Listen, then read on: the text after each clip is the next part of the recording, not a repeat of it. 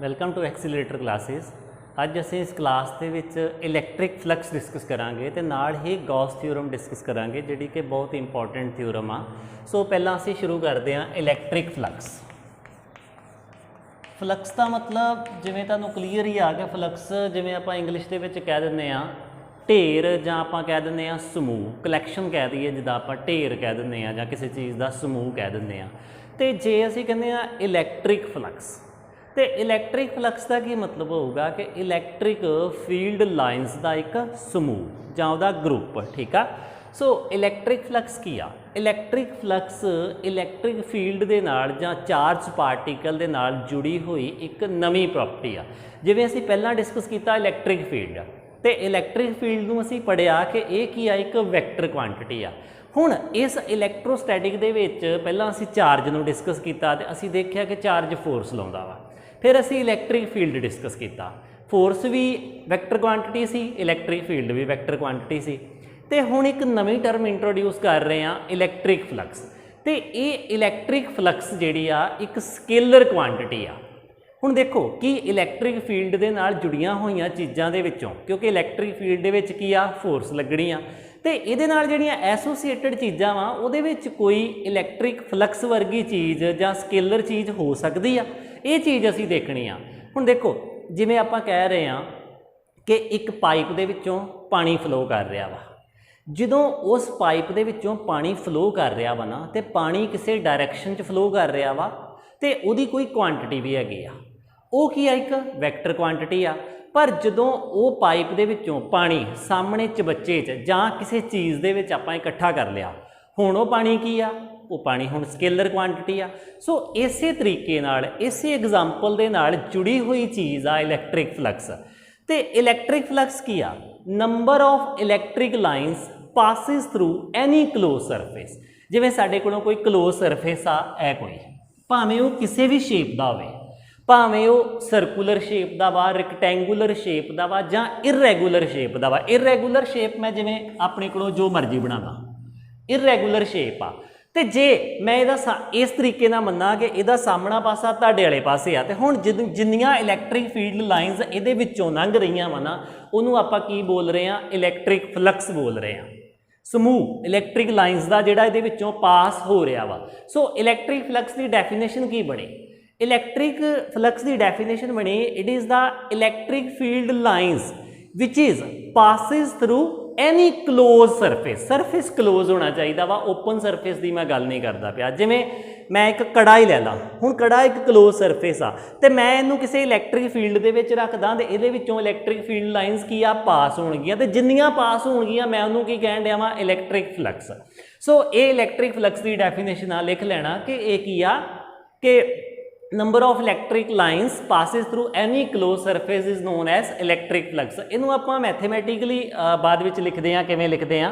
सब तो पहलां इस इलैक्ट्रिक फ्लक्स नूं इंट्रोड्यूस करन लग्या सानू एरिया बारे जानना जरूरी आ कि एरिया एक वैक्टर क्वांटिटी आ, ते इस वैक्टर क्वांटिटी की डायरैक्शन की आ। हुण देखो मेरे कोलों मैं इत्थे एक वर्ड यूज़ करना बार बार, एरिया। यह की आ एक मैं शेप लै लेना, चाहे इनू रैक्टेंगल कह दो या स्केयर कह दो, तो यदी लंबाई तो यदी चौड़ाई, तो सानू पता वा लेंथ भी एक वैक्टर क्वांटिटी आ। तो क्योंकि लेंथ की आ, लेंथ एक डिस्टेंस डिसप्लेसमेंट वाली गल आ, एक डिसप्लेसमेंट आ, ये भी एक डिसप्लेसमेंट आ, लेंथ एक vector quantity uh.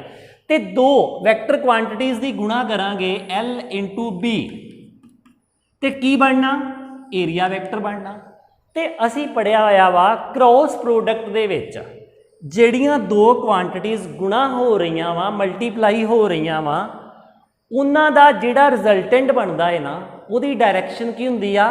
Perpendicular to the plane. इस तरीके नाल मतलब जिवें एब बोर्ड जिहड़ा वा इनू मैं सारा की आ एक रैक्टेंगल मान ला, तो रैक्टेंगल दे विच मैं कहां एरिया वैक्टर की डायरैक्शन की आ? एरिया वैक्टर की डायरैक्शन होएगी ए वाला मेरा हत्थ, कि ए जिहड़ी इत्थे मैं लाइन खिंचांगा जिहड़ी इहदे सरफेस दे परपेंडिकुलर होएगी, वो की होएगा? इहदा एरिया वैक्टर होएगा। तो मैं इनू इस वैक्टर नू मैं एरिया वैक्टर नू इदां लिख दिना, इहदा मैगनीट्यूड वखरा ते ए कैप पा दिना अगे। इस ए कैप का मतलब की आ डायरैक्शन आ, ये की आ मैगनीट्यूड आ।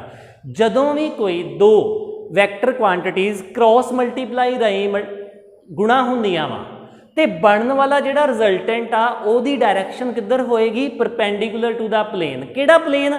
ਜਿਹਦੇ ਵਿੱਚ ਇਹ ਦੋਨੋਂ ਲਾਈ ਕਰ ਰਹੀਆਂ ਵਾ। ਇਸ ਬੋਰਡ ਦੀ ਮੈਂ ਮੰਨ ਲੈਣਾ ਕਿ ਲੈਂਥ ਇਹ ਵਾਲੀ ਆ, ਇਹ ਵਾਲੀ ਲੈਂਥ ਆ ਤੇ ਇਹਦੀ ਜਿਹੜੀ ਚੌੜਾਈ ਆ ਉਹ ਕੀ ਆ ਇੱਧਰ ਨੂੰ ਆ। ਇਹਨਾਂ ਦੋਨਾਂ ਦਾ ਪਲੇਨ ਕੀ ਬਣਿਆ? ਇਹਨਾਂ ਦੋਨਾਂ ਦਾ ਪਲੇਨ ਬਣਿਆ ਆ ਜਿਹੜਾ ਗ੍ਰੀਨ ਸਰਫੇਸ ਆ ਤੇ ਇਹਦੇ ਪਰਪੈਂਡੀਕੂਲਰ ਦੋ ਬਣ ਸਕਦੇ ਆ, ਜਾਂ ਤੇ ਇੱਧਰ ਨੂੰ ਬਣੇਗਾ ਜਾਂ ਪਿਛਲੇ ਪਾਸੇ ਬਣੇਗਾ। ਉਹ ਅਸੀਂ ਸਕਰੂ ਰੂਲ 'ਚ ਦੇਖ ਲੈਂਦੇ ਆ ਕਿ L ਅੱਗੇ ਆ ਕਿ B ਅੱਗੇ ਆ। ਜੇ L ਇੰਟੂ B ਕਰਾਂਗੇ ਤੇ ਮੰਨ ਲਓ ਜੇ ਸਾਹਮਣੇ ਵਾਲੇ ਪਾਸੇ ਆ ਰਿਹਾ ਨਾ ਤੇ B ਇੰਟੂ L ਕਰ ਲਾਂਗੇ ਤੇ ਡਾਇਰੈਕਸ਼ਨ ਕੀ ਹੋ ਜਾਣੀ ਆ? ਪਿਛਲੇ ਪਾਸੇ ਚਲੇ ਜਾਣੀ ਆ। ਸੋ ਏਰੀਆ ਵੈਕਟਰ ਯਾਦ ਰੱਖੋ ਕਿਉਂਕਿ ਅਸੀਂ ਇਲੈਕਟ੍ਰਿਕ ਫਲਕਸ ਕੈਲਕੂਲੇਟ ਕਰਨੀ ਆ ਤੇ ਇਲੈਕਟ੍ਰਿਕ ਫਲਕਸ ਦੇ ਵਿੱਚ ਸਾਨੂੰ ਐਸੋਸੀਏਟਡ ਏਰੀਆ ਚਾਹੀਦਾ ਵਾ ਤੇ ਐਸੋਸੀਏਟਡ ਏਰੀਏ ਦੀ ਡਾਇਰੈਕਸ਼ਨ ਵੀ ਸਾਨੂੰ ਚਾਹੀਦੀ ਆ। ਸੋ ਏਰੀਆ ਵੈਕਟਰ ਕੀ ਬਣੇਗਾ? ਪਲੇਨ ਪਰਪੈਂਡੀਕੂਲਰ, ਜਿਹੜਾ ਇਸ ਸਰਫੇਸ ਦੇ ਪਰਪੈਂਡੀਕੂਲਰ ਹੋਏਗਾ। Plane perpendicular to the surface, ਜਿਸ ਵੀ ਸਰਫੇਸ 'ਚ ਹੋਏਗਾ। ਹੁਣ ਏਰੀਆ ਵੈਕਟਰ ਚਲੋ ਕਲੀਅਰ ਹੋ ਗਿਆ। ਆਪਾਂ ਕਹਿੰਦੇ ਆ ਕਿ ਮੇਰੇ ਕੋਲੋਂ ਇੱਕ ਐਗਜ਼ਾਮਪਲ ਆ, ਮੈਂ ਕਹਾਂ ਕਿ ਇਹ ਇੱਕ ਸ਼ੇਪ ਆ। ਇਸ ਸ਼ੇਪ ਦੇ ਵਿੱਚ ਕੀ ਆ? ਮੰਨ ਲਓ ਵਿੱਚ ਕੀ ਆ? ਵਿੱਚੋਂ ਇਹ ਖਾਲੀ ਆ ਤੇ ਇਸ ਸ਼ੇਪ ਦੇ ਵਿੱਚ ਇਹਦਾ ਏਰੀਆ ਵੈਕਟਰ ਕਿੱਧਰ ਬਣੇਗਾ? ਇੱਧਰ ਬਣੇਗਾ, ਪਰਪੈਂਡੀਕੂਲਰ ਟੂ ਦਾ ਪਲੇਨ। ਆ ਸਾਰਾ ਪਲੇਨ ਹੋ ਗਿਆ, ਇਹਦੇ ਸਾਹਮਣੇ ਮੈਂ ਇੱਕ ਲਾਈਨ ਖਿੱਚਾਂ ਨਾ, ਉਹ ਕੀ ਬਣੇਗਾ? ਇਹਦਾ ਏਰੀਆ ਵੈਕਟਰ ਬਣੇਗਾ। ਹੁਣ ਦੇਖੋ ਇਸ ਇਲੈਕਟ੍ਰਿਕ ਫਲਕਸ ਜਿਹੜੀ ਆ ਇਹਦੇ ਵਿੱਚ ਏਰੀਆ ਵੈਕਟਰ ਕਿਵੇਂ ਇੰਪੋਰਟੈਂਟ ਆ? ਜੇਕਰ ਇਸ ਤਰੀਕੇ ਨਾਲ ਹੋਏਗੀ ਇਹ, ਇਧਰੋਂ ਇਲੈਕਟ੍ਰਿਕ ਫੀਲਡ ਲਾਈਨਸ ਮੈਂ ਤੁਹਾਡੇ ਵਾਲੇ ਪਾਸੇ ਕਰ ਦਿੰਦਾ, ਜੇਕਰ ਇਸ ਤਰੀਕੇ ਨਾਲ ਹੋਏਗੀ ਤੇ ਇਧਰੋਂ ਇਲੈਕਟ੍ਰਿਕ ਫੀਲਡ ਲਾਈਨਸ ਆ ਰਹੀਆਂ ਵਾ ਤੇ ਇਹਦੇ ਵਿੱਚੋਂ ਨਿਕਲਣਗੀਆਂ। ਹੁਣ ਇਲੈਕਟ੍ਰਿਕ ਫੀਲਡ ਲਾਈਨਸ ਤੇ ਇਹਦੇ ਏਰੀਆ ਵੈਕਟਰ ਦੇ ਵਿੱਚ ਕਿੰਨਾ ਐਂਗਲ ਬਣਿਆ? ਇਧਰੋਂ ਇਲੈਕਟ੍ਰਿਕ ਫੀਲਡ ਲਾਈਨਸ ਆਉਣਗੀਆਂ ਤੇ ਇਹਦੇ ਸਰਫੇਸ ਦੇ ਵਿੱਚ ਐਂਗਲ ਕਿੰਨਾ ਬਣਦਾ ਵਾ? 90 ਡਿਗਰੀ। ਸਰਫੇਸ ਕੀ ਆ? ਸਰਫੇਸ ਇਹਦਾ ਇਸ ਤਰੀਕੇ ਨਾਲ ਵਾ, ਇਲੈਕਟ੍ਰਿਕ ਫੀਲਡ ਲਾਈਨਸ ਇਦਾਂ ਆ ਰਹੀਆਂ ਵਾ। ਪਰ ਅਸੀਂ ਸਰਫੇਸ ਨਹੀਂ ਦੇਖਣਾ, ਅਸੀਂ ਕੀ ਦੇਖਣਾ ਵਾ? ਅਸੀਂ ਹਮੇਸ਼ਾ ਦੇਖਣਾ ਵਾ ਏਰੀਆ ਵੈਕਟਰ। ਤੇ ਇਹਦਾ ਏਰੀਆ ਵੈਕਟਰ ਕਿਵੇਂ ਬਣੇਗਾ? ਇਧਰੋਂ ਇਲੈਕਟ੍ਰਿਕ ਫੀਲਡ ਲਾਈਨਸ ਆ ਰਹੀਆਂ ਵਾ ਤੇ ਇਸੇ ਡਾਇਰੈਕਸ਼ਨ ਦੇ ਵਿੱਚ ਕੀ ਆ? ਇਹਦਾ ਏਰੀਆ ਵੈਕਟਰ ਵਾ। ਤੇ ਮੈਂ ਕਹਾਂਗਾ ਕਿ ਇਲੈਕਟ੍ਰਿਕ ਫੀਲਡ ਤੇ ਇਹਦੇ ਏਰੀਆ ਦੇ ਵਿੱਚ ਕਿੰਨਾ ਐਂਗਲ ਆ? 0 ਡਿਗਰੀ ਆ। ਪਰ ਇੱਕ ਗੱਲ ਦੇਖੋ, ਜੇਕਰ ਮੈਂ ਇੱਥੇ ਦੀ ਡਾਇਗਰਾਮ ਬਣਾਵਾਂ ਕਿ ਇਧਰੋਂ ਇਲੈਕਟ੍ਰਿਕ ਫੀਲਡ ਲਾਈਨਸ ਆ ਰਹੀਆਂ ਵਾ ਤੇ ਇਹ ਸਾਹਮਣੇ ਪਿਆ ਹੋਇਆ ਵਾ ਤੇ ਮੰਨ ਲਓ ਇਹ ਇਲੈਕਟ੍ਰਿਕ ਫੀਲਡ ਲਾਈਨਸ ਇਹਦੇ ਵਿੱਚੋਂ ਨਿਕਲ ਰਹੀਆਂ ਵਾ। ਮੈਂ ਇੱਥੇ ਡਾਇਗਰਾਮ ਬਣਾ ਦਿੰਦਾ ਕਿ ਇਹਦੇ ਵਿੱਚੋਂ ਨਿਕਲ ਰਹੀਆਂ ਵਾ। ਇਹਦਾ ਆਹ ਵਾਲੀ ਸਾਈਡ ਮੈਂ ਇਹ ਵਾਲੀ ਸਾਈਡ ਨੂੰ ਇਸ ਤਰੀਕੇ ਨਾਲ ਬਣਾਤਾ। ਹੁਣ ਮੰਨ ਲਓ ਇਹਦੀ ਲੈਂਥ ਇੰਨੀ ਆ ਇਸ ਡਾਇਗਰਾਮ ਦੇ ਮੁਤਾਬਕ ਤੇ ਜੇਕਰ ਮੈਂ ਇਹਨੂੰ ਇਸ ਤਰੀਕੇ ਨਾਲ ਥੋੜਾ ਜਿਹਾ ਨੀਵਾਂ ਕਰ ਦਾਂਗਾ, ਹੁਣ ਕਿੰਨੀਆਂ ਇਲੈਕਟ੍ਰਿਕ ਫੀਲਡ ਲਾਈਨਸ ਵਿੱਚੋਂ ਨਿਕਲ ਗਈਆਂ ਨੀਵਾਂ ਕਰਨ ਨਾਲ? ਹੁਣ ਕੀ ਹੋਏਗਾ?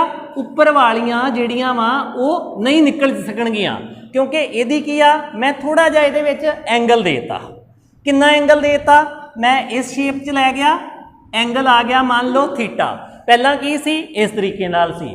ਪਹਿਲਾਂ ਇਲੈਕਟ੍ਰਿਕ ਫੀਲਡ ਲਾਈਨਸ ਤੇ ਇਸ ਦੇ ਏਰੀਆ ਵੈਕਟਰ ਦੇ ਵਿੱਚ 0 ਐਂਗਲ ਆ, ਸਾਰੀਆਂ ਇਲੈਕਟ੍ਰਿਕ ਫੀਲਡ ਲਾਈਨਸਾਂ ਵਿੱਚੋਂ ਨਿਕਲ ਰਹੀਆਂ ਵਾ ਤੇ ਬਾਅਦ ਵਿੱਚ ਮੈਂ ਇਹਨੂੰ ਥੋੜਾ ਜਿਹਾ ਨੀਚੇ ਕਰਤਾ, ਇਸ ਤਰੀਕੇ ਨਾਲ ਘੁਮਾਤਾ ਤੇ ਜਦੋਂ ਮੈਂ ਇਸ ਤਰੀਕੇ ਨਾਲ ਘੁਮਾਇਆ ਮੈਂ ਥੀਟਾ ਡਿਗਰੀ ਐਂਗਲ ਚੇਂਜ ਕਰਤਾ।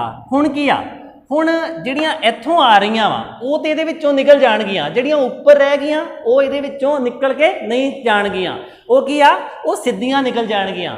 ਪਰ ਇਹਦੇ ਵਿੱਚ ਆਪਾਂ ਇੱਕ ਗੱਲ ਨੋਟ ਕੀਤੀ ਕਿ ਜਦੋਂ ਇਸ ਤਰੀਕੇ ਨਾਲ ਸੀ ਉਦੋਂ ਮੰਨ ਲਓ 100 ਲਾਈਨਸ ਨਿਕਲ ਰਹੀਆਂ ਸੀ ਤੇ ਜਦੋਂ ਮੈਂ ਇਹਨੂੰ ਥੋੜਾ ਜਿਹਾ ਇਸ ਤਰੀਕੇ ਨਾਲ ਕਰਤਾ, ਥੋੜਾ ਜਿਹਾ ਐਂਗਲ ਦੇਤਾ ਪਹਿਲੀ ਸ਼ੇਪ ਦੇ ਨਾਲੋਂ, ਪਹਿਲੀ ਪੋਜੀਸ਼ਨ ਦੇ ਨਾਲੋਂ, ਹੁਣ ਪੂਰੀਆਂ ਲਾਈਨਸ ਨਹੀਂ ਨਿਕਲ ਸਕਣਗੀਆਂ। ਕਿੰਨੀਆਂ ਨਿਕਲਣਗੀਆਂ? ਕੁਝ ਘਟ ਜਾਣਗੀਆਂ। ਤੇ ਜੇ ਇਹਨੂੰ ਮੈਂ ਜਮਾਂ ਹੀ ਇਦਾਂ ਕਰਦਾ, ਇਸ ਤਰੀਕੇ ਨਾਲ ਕਰਦਾ ਤੇ ਇਲੈਕਟ੍ਰਿਕ ਫੀਲਡ ਲਾਈਨਸ ਇੱਧਰ ਨੂੰ ਜਾ ਰਹੀਆਂ ਵਾ, ਇਹ ਦੂਸਰੀ ਡਾਇਰੈਕਸ਼ਨ 'ਚ ਚਲਾ ਗਿਆ। ਹੁਣ ਐਂਗਲ ਕਿੰਨਾ ਬਣਦਾ ਵਾ? ਹੁਣ ਐਂਗਲ ਬਣਦਾ 90 ਡਿਗਰੀ। ਇਹਦਾ ਏਰੀਆ ਵੈਕਟਰ ਉੱਪਰ ਨੂੰ, ਇਲੈਕਟ੍ਰਿਕ ਫੀਲਡ ਲਾਈਨਸ ਇੱਧਰੋਂ ਆ ਰਹੀ ਆ, ਦੋਨਾਂ ਦੇ ਵਿੱਚ 90 ਡਿਗਰੀ। ਹੁਣ ਦੇਖੋ ਆਪਾਂ ਇੱਕ ਗੱਲ ਦੇਖ ਰਹੇ ਹਾਂ, ਜਦੋਂ 0 ਡਿਗਰੀ ਐਂਗਲ ਆ ਕਿਹਦੇ ਵਿੱਚ? ਇਲੈਕਟ੍ਰਿਕ ਫੀਲਡ ਤੇ ਏਰੀਆ ਵੈਕਟਰ ਦੇ ਵਿੱਚ, ਉਦੋਂ ਜਾਂਦੀਆਂ ਵਾ ਮੈਕਸਿਮਮ। ਤੇ ਜਦੋਂ ਐਂਗਲ ਆਪਾਂ ਵਧਾਉਂਦੇ ਆ, ਇਹਦਾ ਐਂਗਲ ਆਪਾਂ ਚੇਂਜ ਕਰਦੇ ਜਾਂਦੇ ਆ, ਇਸ ਤਰੀਕੇ ਨਾਲ ਇਹਨੂੰ ਥੱਲੇ ਨੂੰ ਕਰਦੇ ਜਾਵਾਂਗੇ। ਜੇ ਮੰਨ ਲਓ ਤੁਹਾਡੇ ਵਾਲੀ ਸਾਈਡ ਤੋਂ ਇਲੈਕਟ੍ਰਿਕ ਫੀਲਡ ਲਾਈਨਾਂ ਆ ਰਹੀਆਂ, थल्ले नूं करते जावांगे इलैक्ट्रिक फील्ड लाइनां घट जाणियां इहदे विच्चों पास होने वालियां। इदां कर दांगे तो कोई भी नहीं पास होनी, क्योंकि हुण इलैक्ट्रिक फील्ड लाइनस इदां इधरों जा रही वा, इहदे विच्चों नहीं निकल रही। तो आपां देखिया कि जदों आपां एंगल 90 डिग्री कर दईए उदों जीरो आ, कोई इलैक्ट्रिक फील्ड लाइन विच्चों नहीं निकल रही। मान लो तुहाडे हत्थ दे विच कड़ा वा, जदों तुसीं कड़े नूं इस शेप च रखोगे, इधरों मान लो इलैक्ट्रिक फील्ड लाइनस आ रही तो विच्चों निकलणियां, तो जदों कड़े नूं इदां कर दोगे उदों कोई इलैक्ट्रिक फील्ड लाइन बाहर नहीं निकलनी। इस पोजीशन दे विच इलैक्ट्रिक फील्ड लाइन ते इस सरफेस दे विच कितना एंगल बनता वा 90 डिग्री। इलैक्ट्रिक फील्ड लाइन इधरों आ रही आ, एरिया वैक्टर उपर नूं जा रहा वा, ते 90 डिग्री ते इलैक्ट्रिक फील्ड लाइन जीरो वा। हुण ये किहदा करैक्टर वा? सानूं पता ये करैक्टर हैगा वा कॉस दा, क्योंकि सानूं पता कॉस जीरो हुंदा वा मैक्सीमम ते कॉस 90 की हुंदा वा जीरो। ये कॉस दे नाल करैक्टर रलदा वा। मैं इदां कहां कि इलैक्ट्रिक फील्ड ते एरिया वैक्टर इहदे विच जिहड़ा एंगल वा वो कॉस दे करैक्टर दे नाल मिलदा जुलदा वा। आपां देख लैंदे आ, क्योंकि जिहड़ी फ्लक्स दी डेफिनेशन आ, फ्लक्स नूं आपां इस साइन दे नाल पाउंदे आ, इत्थे ई पाउंदे आ। फ्लक्स आपां कहंदे आ कि इलैक्ट्रिक फील्ड ते एरिया वैक्टर दी डॉट प्रोडक्ट आ। मैथेमैटिकली असीं फ्लक्स नूं इस तरीके नाल कैलकुलेट करदे आ। ते आपां ये भी देखिया कि जे ये दो वैक्टर क्वांटिटीज़ नूं असीं डॉट प्रोडक्ट के जरिए खोलांगे तो किवें बनना वा? ई ए कॉस थीटा बनना। कॉस थीटा की आ? ई ते ए दे विच एंगल वा, एरिया वैक्टर ते इलैक्ट्रिक फील्ड दे विच एंगल आ, ते सानू डॉट प्रोडक्ट ने कहा कि इहदे विच कॉस थीटा लगना वा। तो असीं प्रैक्टिकली भी देख रहे हैं कि इहदे विच कॉस थीटा ही आउणा वा, क्योंकि जदों इदां करांगे उदों angle electric field area vector दा जीरो वा मैक्सीमम आ, ते जदों हौली हौली इहनूं नीचे करते जावांगे तो ये 90 ते आ जाएगी। हुण कोई इलैक्ट्रिक फील्ड लाइन इहदे विचों नहीं निकल रही, तो जे इलैक्ट्रिक फील्ड लाइन ही किसी क्लोज सरफेस चों नहीं निकल रही तो इहदा मतलब की आ? फ्लक्स जीरो आ। ते आपां इह वाली इक्वेशन नाल पूरे तौर पर सहमत आ कि इलैक्ट्रिक फ्लक्स की इक्वेशन साडे कोलों की बनेगी? इह वाली बनेगी। हुण देखो, जे तो साडे कोलों कोई डिफाइंड शेप आ, रैगूलर शेप आ, रैगूलर शेप मतलब जिमें असी कहिए कोई रेक्टेंगल आ, कोई स्केयर आ, कोई सर्कल आ, फिर तो असीं यह फार्मूला वरतांगे। पर जेकर साडे कोलों कोई इररेगूलर शेप आ, जिमें ऐ सी, ते इस इररेगूलर शेप दे विच मान लो इस साइड तो आ रही वा इलैक्ट्रिक फील्ड लाइनस। इररेगूलर शेप का मतलब जिन्होंने असीं नाम नहीं देंदे, ना असीं उहनूं सर्कल कह सकते, ना स्केयर कह सकते, ना रेक्टेंगल कह सकते, कुछ भी नहीं कह सकते। इररेगूलर शेप आ, ये शेप इस तरीके नाल पई हुई आ। इधर नो इत्थे डायग्राम बेशक तुहानूं सरफेस के उपर लगती आ, इस तरीके नाल पई हुई आ, ठीक आ। हुण सानूं की चाहिदा वा? मैगनीट्यूड भी चाहिदा वा एरिए का, क्योंकि असीं एरिया का मैगनीट्यूड पता करना वा कि उस सरफेस का असल च एरिया हैगा किन्ना वा। तो इररेगूलर शेप का एरिया पता करने वास्ते साडे कोलों कोई डिफाइंड फार्मूले नहीं है। सर्कल होवे तो मैं कहना पाई आर स्केयर आ, तो इस शेप दे विच मैं की कहूँगा कि इहदा एरिया किवें कैलकुलेट करना वा। इस शेप दे विच इलैक्ट्रिक फ्लक्स कैलकुलेट करने वास्ते, क्योंकि इलैक्ट्रिक फ्लक्स कैलकुलेट कर लई सानूं एरिया भी चाहिए वा, डायरैक्शन भी चाहिए आ, एरिया भी चाहिए वा। तो इस केस दे विच असीं की करते हैं, छोटे छोटे एरिया नोट करते हैं कि मान लो मैं ये की आ, इहदा टोटल सरफेस एरिया हैगा वा एस, जां ए लै लो जां एस लै लो, कोई गल नहीं। तो मैं कहा कि मैं आ छोटा जिहा एरिया लिया डी एस, डिफरेंशियल एरिया लिया डी एस, तो मैं की करांगा पहला इस डिफरेंशियल एरिया दे विचों जिन्नी फ्लक्स निकल रही आ मैं उन्होंने कैलकुलेट कर लवांगा, तो मेरे को वो फ्लक्स की बनेगी डी फाई। फ्लक्स भी छोटी होएगी डी फाई, इलैक्ट्रिक फील्ड छोटा नहीं होएगा ई, इलैक्ट्रिक फील्ड तो उही आ, उसकी स्ट्रेंथ तो उही आ। जे पिछों 100 आ रहा वा तो 100 ही आ रहा वा। छोटे एरिए चो मैं थोड़ी कह दांगा कि छोटे एरिए चो लंघण लग्या उसकी स्ट्रेंथ जी 10 हो गई आ, इलैक्ट्रिक फील्ड सेम आ रहा। जे यूनीफॉर्म फील्ड के विच पिया होया वा तो इहदा एरिया कितना बनेगा? इहदा एरिया बनेगा D S, small differential area. जेकर देखो डिफरेंशियल एरिया असीं कित्थे लैंदे आ? डिफरेंशियल एरिया लैके डिफरेंशियल फ्लक्स कढ़ते हैं जो इररेगूलर शेप होंदी आ। ਜਦੋਂ ਸਾਡੇ ਕੋਲੋਂ ਸਿੱਧੇ ਸਿੱਧੇ ਤੌਰ ਤੇ ਉਸ ਸ਼ੇਪ ਦੇ ਏਰੀਏ ਦਾ ਕੋਈ ਫਾਰਮੂਲਾ ਮੌਜੂਦ ਨਹੀਂ ਆ ਤੇ ਆਪਾਂ ਇਸ ਤਰੀਕੇ ਨਾਲ ਕਰ ਲਿਆ। ਹੁਣ ਆਪਾਂ ਇੱਥੇ ਵੀ ਕੀ ਦੇਖਣਾ, E ਤੇ ds ਦਾ ਕੀ ਵੇਖਣਾ ਵਾ, ਵੈਕਟਰ ਦੇਖਣਾ cos ਥੀਟਾ। ਥੀਟਾ ਕੀ ਆ, E ਤੇ ds ਦੇ ਵਿੱਚ ਜਿਹੜਾ ਐਂਗਲ ਬਣਦਾ ਵਾ, ਤੇ ਇਸ ds ਇਹ ਜਿਹੜਾ ds ਆ ਕਿੱਦਾਂ ਲਿਆ ਆਪਾਂ, ਇਸ ਤਰੀਕੇ ਨਾਲ ਲਿਆ। ਇਸ ਤਰੀਕੇ ਨਾਲ ਕੋਈ ਇਰੈਗੂਲਰ ਸ਼ੇਪ ਸੀ ਉਹਦੇ ਵਿੱਚ ਛੋਟਾ ਜਿਹਾ ਮੰਨ ਲਓ ਮੈਂ ਸਰਕੂਲਰ ਹੀ ਲੈ ਲਿਆ, ਤੇ ਇਧਰੋਂ ਇਲੈਕਟ੍ਰਿਕ ਫੀਲਡ ਲਾਈਨਸ ਆ ਰਹੀਆਂ ਵਾ ਇਸ ਤਰੀਕੇ ਨਾਲ ਅੰਦਰ ਜਾ ਰਹੀਆਂ ਵਾ, ਤੇ ਆਪਾਂ ਕੀ ਕੀਤਾ, ਇਲੈਕਟ੍ਰਿਕ ਫੀਲਡ ਤੇ ds ਦੇ ਵਿੱਚ ਐਂਗਲ ਨੋਟ ਕਰ ਲਿਆ ਥੀਟਾ ਵਾ। ਹੁਣ ਜ਼ਰੂਰੀ ਨਹੀਂ ਆ ਕਿ ਹਰ ਜਗ੍ਹਾ ਤੇ ਥੀਟਾ 0 ਹੀ ਹੋਵੇ, ਕਿਸੇ ਜਗ੍ਹਾ ਤੇ ਕੋਈ ਐਂਗਲ ਬਣ ਵੀ ਸਕਦਾ ਵਾ, ਹੋ ਸਕਦਾ ਇਹ ਸ਼ੇਪ ਵਿੰਗੀ ਟੇਢੀ ਪਈ ਹੋਈ ਆ ਤੇ ਇਲੈਕਟ੍ਰਿਕ ਫੀਲਡ ਲਾਈਨਸ ਇਧਰੋਂ ਆ ਰਹੀਆਂ ਵਾ ਇਸ ਤਰੀਕੇ ਨਾਲ, ਤੇ ਇਹ ਜਿਹੜਾ ਸਾਹਮਣੇ ds ਏਰੀਆ ਲਿਆ ਇਹ ਇਦਾਂ ਵਾ, ਇਸ ਤਰੀਕੇ ਨਾਲ ਦੋਵਾਂ 'ਚ ਕੋਈ ਐਂਗਲ ਬਣਦਾ ਪਿਆ ਵਾ। ਸੋ ਆਪਾਂ ਪਹਿਲਾਂ ਕੀ ਕਰਦੇ ਆ, ਡਿਫਰੈਂਸ਼ੀਅਲ ਫਲਕਸ ਕੈਲਕੂਲੇਟ ਕਰ ਲੈਂਦੇ ਆ ਜੇ ਸ਼ੇਪ ਇਰੈਗੂਲਰ ਆ।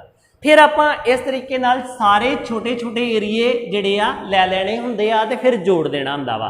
ਤੇ ਜਾਂ ਅਸੀਂ ਕੀ ਕਰਨਾ ਹੁੰਦਾ ਵਾ, ਇਹ ਸਾਰਾ ਕੰਮ ਨਹੀਂ ਕਰਨਾ, ਅਸੀਂ ਮੈਥਮੈਟੀਕਲ ਆਪਰੇਟਰ ਇੰਟੀਗ੍ਰੇਸ਼ਨ ਦੀ ਮਦਦ ਲੈਂਦੇ ਆ। ਤੇ ਉਹ ਕੀ ਕਹਿੰਦਾ, ਜੇ ਟੋਟਲ ਫਲਕਸ ਕੱਢਣੀ ਆ ਇੰਟੀਗ੍ਰੇਟ ਕਰ ਦੋ E ਤੇ ds ਨੂੰ, ਤੇ ਇੱਥੇ ਲਾ ਦੋ S, ਇੱਥੇ ਪਾਓ ਇੱਕ ਗੋਲਕ ਧਾਰਾ ਜਾਂ circle.